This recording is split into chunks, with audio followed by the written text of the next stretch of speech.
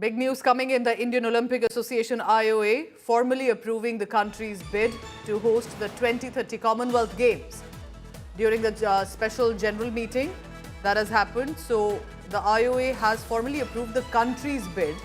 This is the Indian Olympic Association to host the 2030 Commonwealth Games. There was a special meeting that was organized as well, so that is what has happened. We are aiming, remember, for Commonwealth, of course, which we have hosted earlier as well, but Olympics possibly in the near future too.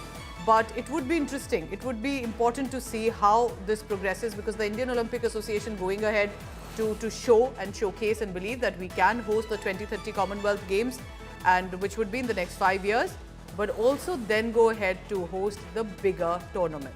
So it's India's bid for CWG 2030 that is coming in.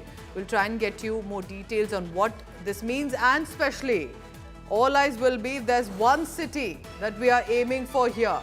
Are we aiming for one city, multiple cities?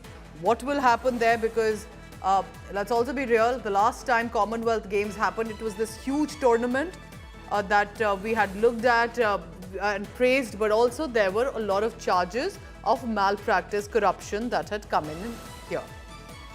My colleague Nitin Srivastav joining me for the latest on that. Nitin, I'm curious to know, how is the procedure going to go ahead, one? And two, are we looking at a city or a state specific that is likely to be hosting the CWG?